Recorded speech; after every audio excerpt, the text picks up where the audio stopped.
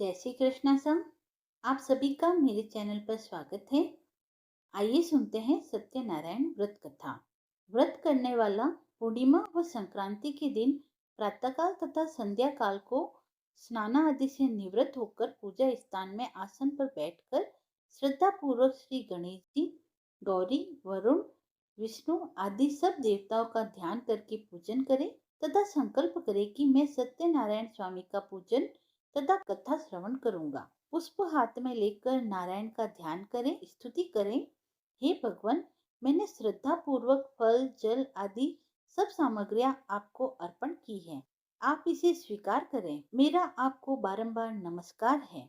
इसके बाद सत्यनारायण भगवान की कथा को पढ़ना चाहिए या सुनना चाहिए। तो आइए प्रारंभ करते हैं सत्यनारायण व्रत कथा।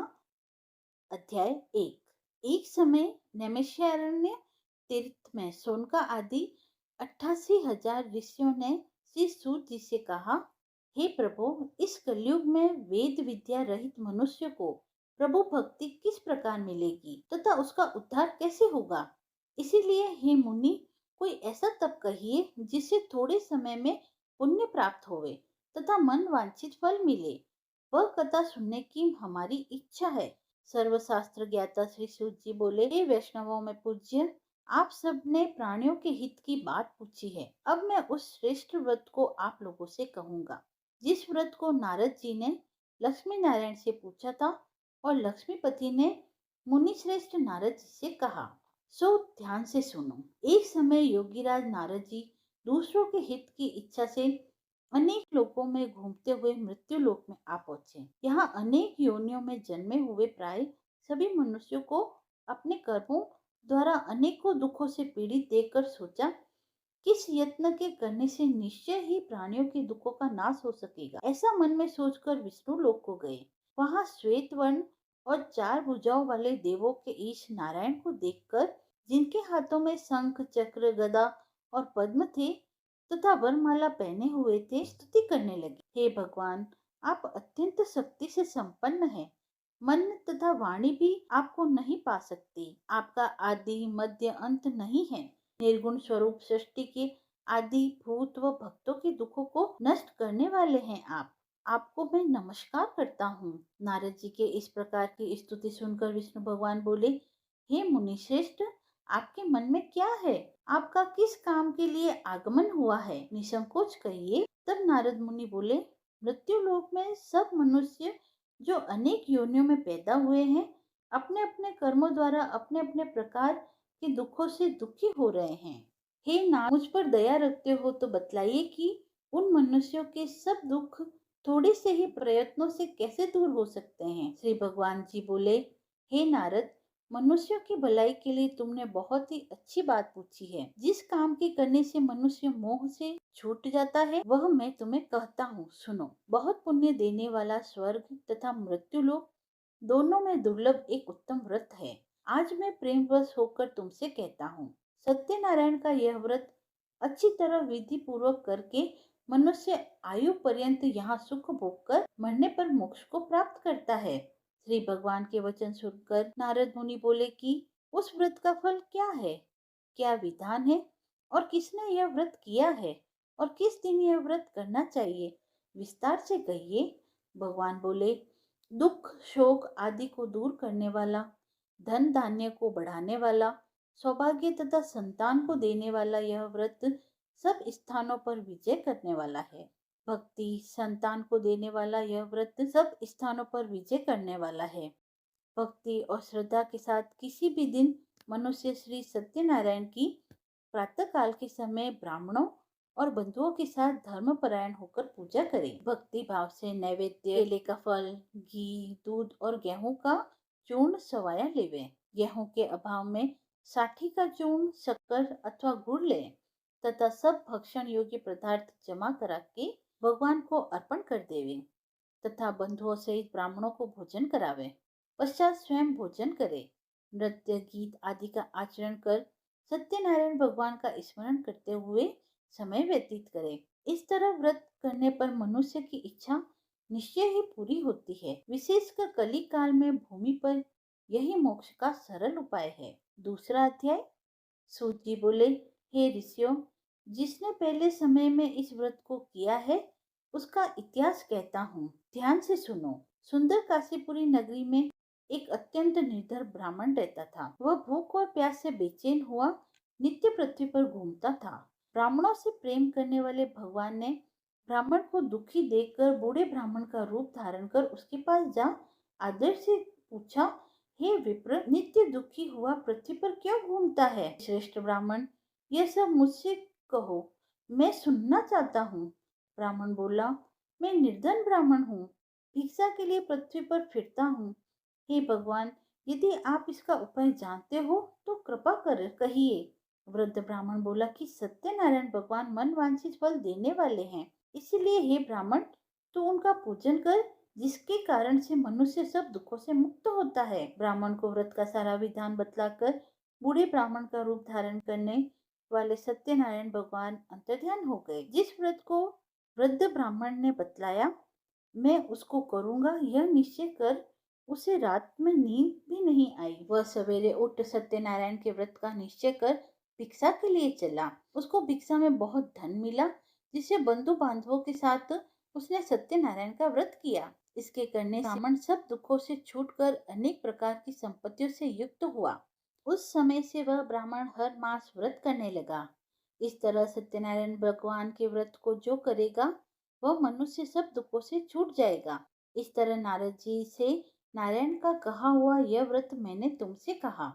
हे विप्रो, मैं अब और क्या कहूँ? ऋषि बोले, हे मुनीश्वर, संसार में इस ब्राह्मण से सुनकर किस किसने इस व्रत को किया, हम यह सब सुनना चाहते हैं। इसके लिए हमारे मन में श्रद्धा है। सूत जी बोले, हे मुनियों, जिस जिसने इस व्रत को किया है वह सब सुनो।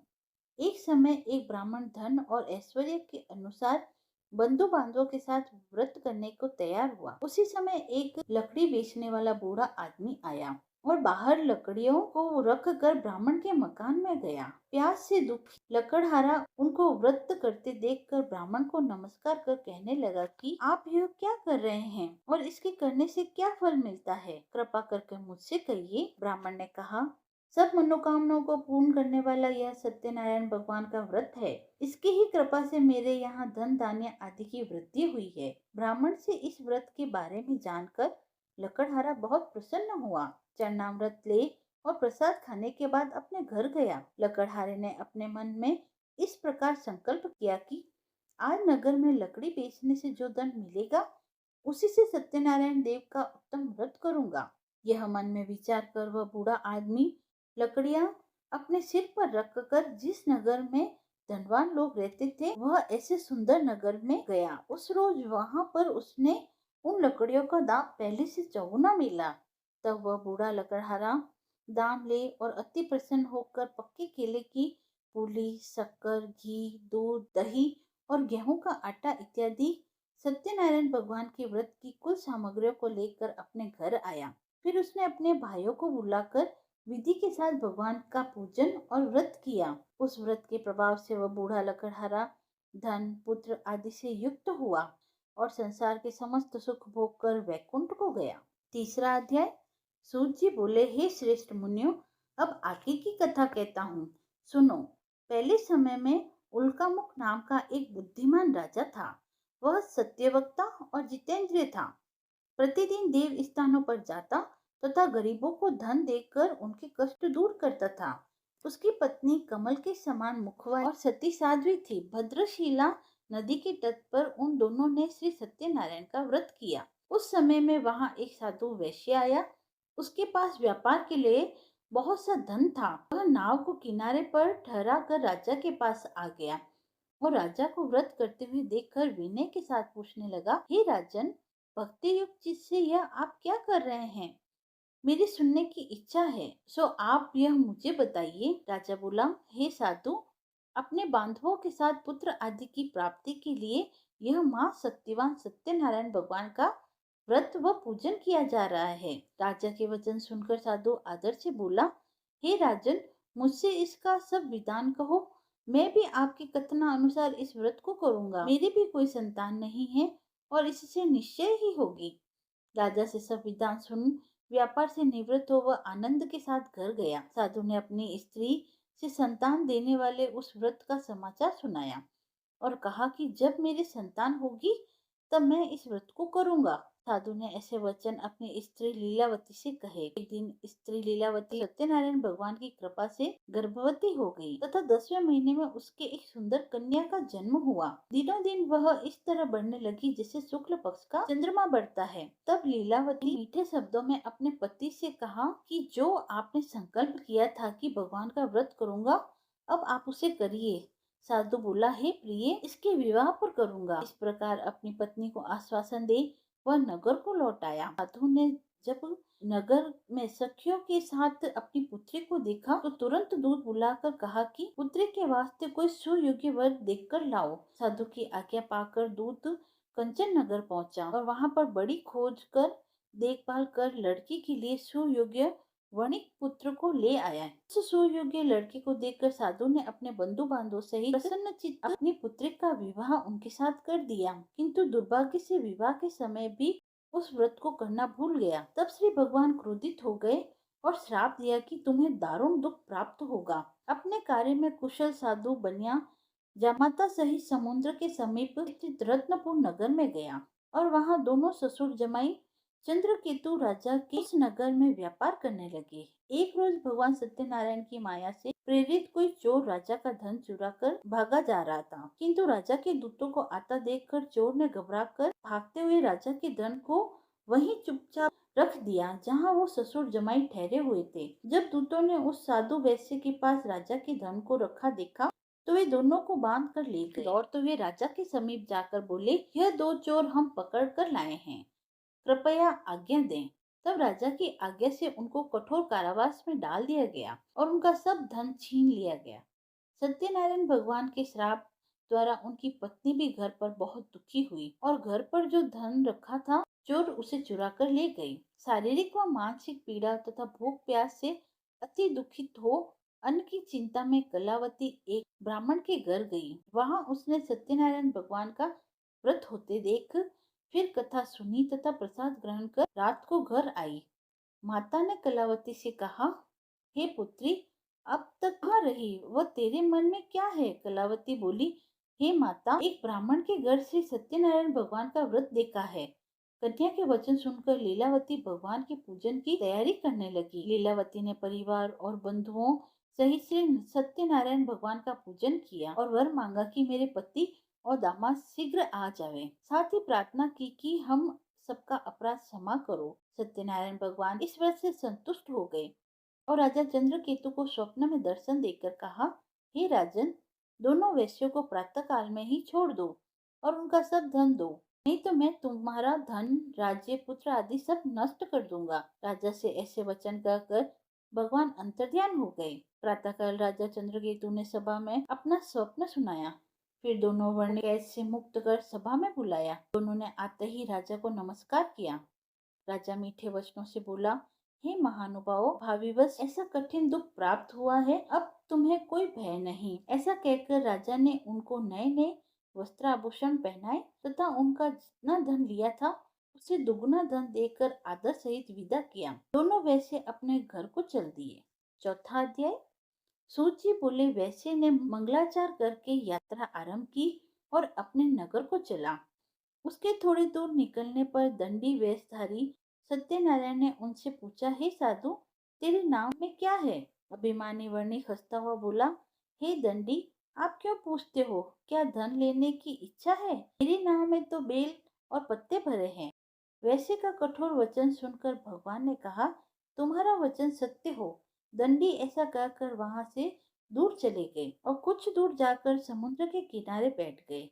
दंडी के जाने पर वैश्य ने नित्य क्रिया करने के बाद नाव को ऊंची उठी देखकर अचंभा किया और नाव में बेलपत्र आदि देखकर मूर्छित हो जमीन पर गिर पड़ा। फिर मूर्छा खुलने पर अत्यंत शोक प्रकट करने लगा। तब उसका दामाद बोला कि आप शोक न करें, यह दंडी का श्राप है, अतः उनकी शरण में चलना चाहिए, तभी हमारी मनोकामना पूर्ण होगी। दामाद के वचन सुनकर साधु वर्णिक दंडी के पास पहुंचा और अत्यंत भक्तिभाव से नमस्कार करके बोला, हे भगवान, आपकी माया से मोहित होकर ब्रह्मा आदि भी आपके रूप को नहीं जानते, तब मैं अज्ञानी कैसे जान सकता हूँ? आप प्रसन्न होइए, मैं सामर्थ्य के अनुसार आपकी पूजा करूंगा। मेरी रक्षा करो और पहले के समान नौकाओं में धन भर दो।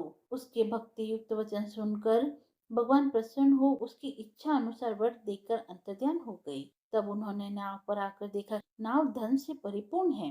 फिर वह भगवान सत्यनारायण का पूजन कर साध्य सहित अपने नगर को चला। जब अपने नगर के निकट पहुंचा तब दूतों को घर भेजा। दूतों ने साधु के घर जा उसकी स्त्री को नमस्कार कर कहा कि साधु अपने दामाद सहित इस नगर के समीप आ गए हैं। ऐसा वचन सुन साधु की स्त्री ने बड़े हर्ष के साथ सत्यदेव का पूजन कर पुत्री से कहा, मैं अपने पति के दर्शन को जाती हूँ, तू कार्य पूर्ण कर शीघ्र आना।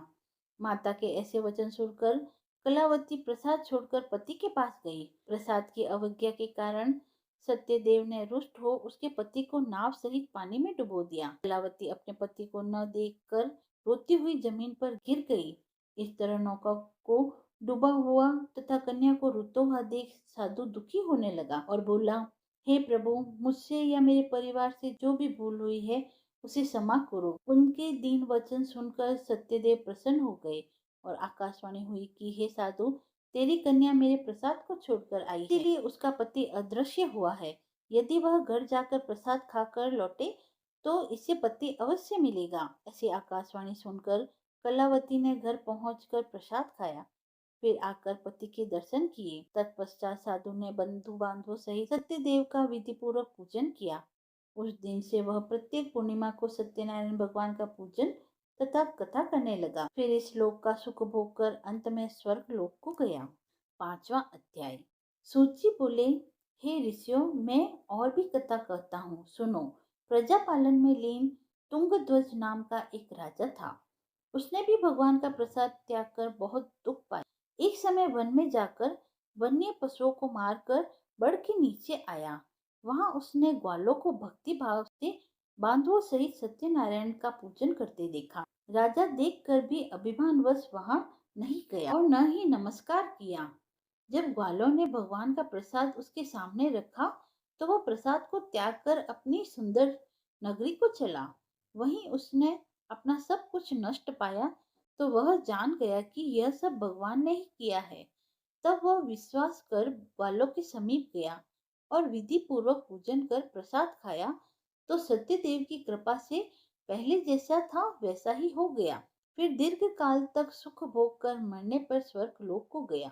जो मनुष्य इस परम दुर्लभ व्रत को करेगा, भगवान की कृपा से उसे धन धान्य की प्राप्ति होती है तथा सब मनोरथ पूर्ण होकर अंत में वो वैकुंठ धाम को जाता है। जिन्होंने पहले इस व्रत को किया, अब उनके दूसरे जन्म की कथा कहता हूँ। वृद्ध सदानंद ब्राह्मण ने सुदामा का जन्म लेकर मोक्ष को पाया। उल्कामुख नाम का राजा दशरथ होकर वैकुंठ को प्राप्त हुआ। साधु नाम के वैश्य ने मोर ध्वज बनकर अपने पुत्र को आरे से चीर कर मोक्ष को प्राप्त किया। महाराज तुंगध्वज ने स्वयंभू होकर भगवान में भक्ति युक्त कर्म कर मोक्ष को प्राप्त किया। इति श्री सत्यनारायण व्रत कथायम संपूर्णम। बोलिए सत्यनारायण भगवान की जय। सत्यनारायण भगवान की कथा समाप्त हुई। यदि आपको वीडियो पसंद आया हो तो आप मेरे चैनल को लाइक शेयर एंड सब्सक्राइब करें। धन्यवाद।